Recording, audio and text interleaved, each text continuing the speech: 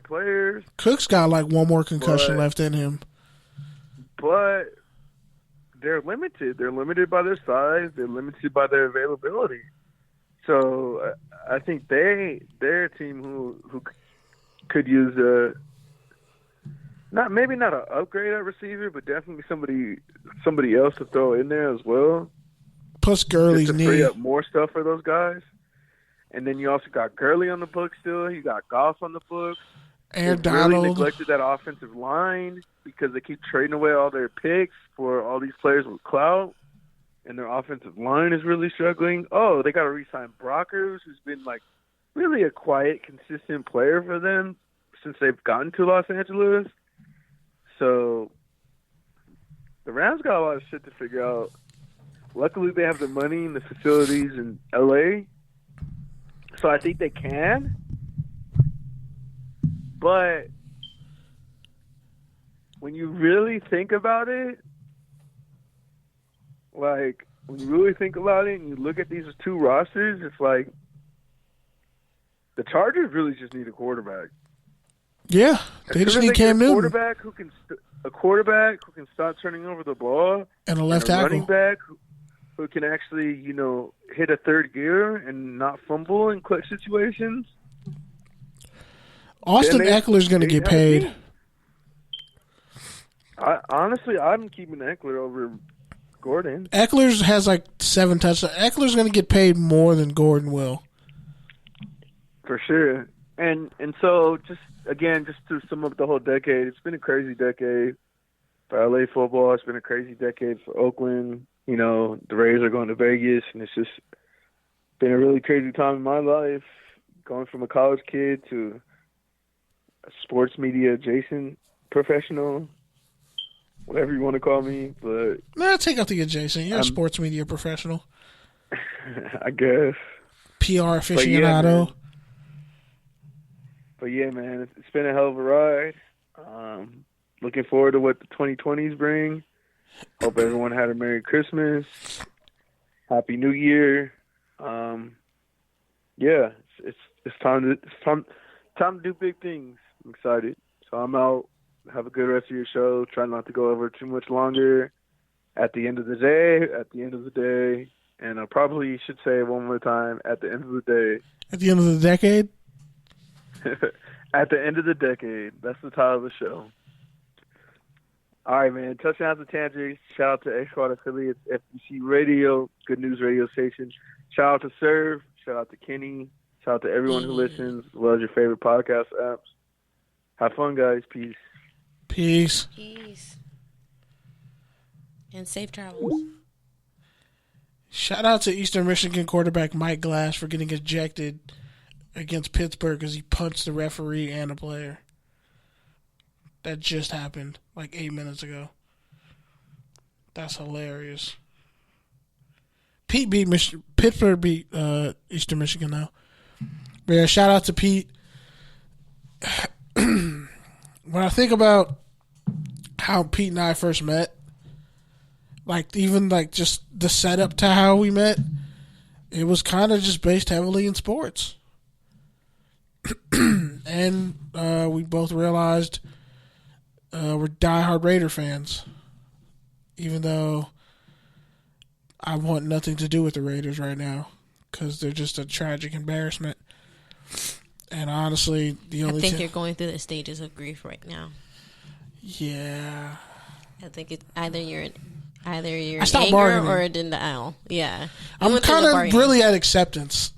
Accepting that they're just... But I think you're still at an anger point because if you have nothing to do with the you're in that, like I said, you're in between denial, anger, getting to that acceptance. You're getting there. I don't even really watch them play anymore. I just look at the fantasy numbers. And even then, I finished 6th in my fantasy league on some bullshit. I won on like a 4-game win streak, beat the number 1 seed twice, and then somehow lose on some tricky bullshit and missed the playoffs by 1 game, and then beat the guy who won the league last year. That was great. I beat his ass by like 30 points. That was amazing. Then lose to somebody who I've been beating all year. Lose to them by 20 points because Aaron Jones went off and had like 37 points, so that was fun. So fuck fantasy football. Excuse my language. I was gonna not cuss this episode, but you know what? Might as well end the decade the way I started it, swearing profusely. But sorry, Mom. Anyway, let's get to a couple more things on the rundown. Cause yeah, when I think about that top 100 list, I'm pissed at like a lot of boomers and people in the media, older people. They want to throw up these guys from the 30s and 40s who played in 50s and say that they're the level of athlete and the caliber of talent of these guys who played in the 90s and 2000s who I grew up watching. And I'm like, they did things that if you put them back in those times, they'd have even better numbers. I don't know some of these guys who played way back then who also worked at a steel mill and played football. Pretty sure they wouldn't be an all-pro in today's times.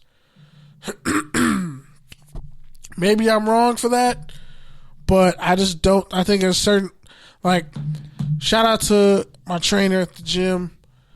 He's talking about how, because he's a huge baseball aficionado.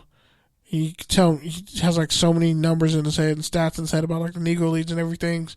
And he was like, he brought up the point. He's like, you can't really consider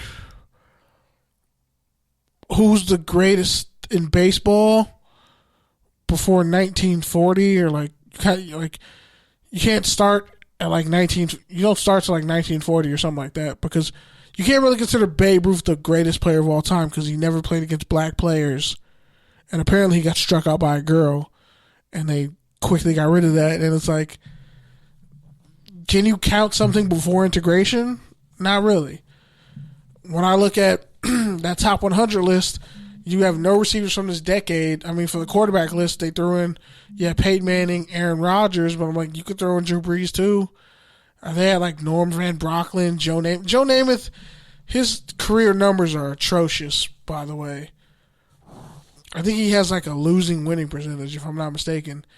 And he almost has more interceptions than he does touchdowns, but because he made a guarantee and won a Super Bowl, he's on the all-time list over Warren Moon, who threw for ungodly amount of numbers and only wasn't allowed to play in the NFL as a black quarterback. Coming out of college and winning a Rose Bowl at Washington, they wanted him to play DB and safety. He had to go to Canada and then ended up being the greatest Canadian football player of all time, only to come back to the NFL when he was like in his 30s towards the end of his career and put up all-pro numbers with the Houston Oilers. And it's like, that's why I'm glad this decade is ending with like the renaissance of black quarterback play. The fact that Lamar Jackson leads the league in touchdown passes and only has thrown like, I think 6 or 8 and destroyed Michael Vick's rushing record, single season rushing record, and didn't run at the combine. He's like, y'all know I'm fast. Go watch my tape. And his mom and him refused to be anything but a quarterback. That's how we're ending this decade. That's what I'm like. I'll look back on history and be like, I'm thankful that happened. I'm thankful there's a lot of great receivers in this past decade. But I'm also not considering anybody before 1950 or 60 and going to say, yeah, these guys were the greatest receivers or greatest players to ever play. Because honestly, you can't. It's not comparable. I think the talent level was much lower back then. You got guys like Jim Brown who played. But I think you also need to take in consideration, too, that, like, these people are saying that they're the greatest of all time because this was a sport that was pioneering at the time. So, unlike now where I'm not knocking the credit of the talent of these people, this is what they wake up and sleep and eat. You know what I mean? Football. So they have the time, and because there's been an establishment of rules of how to do things, what's considered a good play, what's considered a good runner, what's considered all these things, they're able to condition themselves to excel and be that level of talent compared to the people who started in the 50s and 60s who kind of set that path to be what it means to be a great quarterback or a wide receiver. Now, again, I'm not saying that I'm not trying to discredit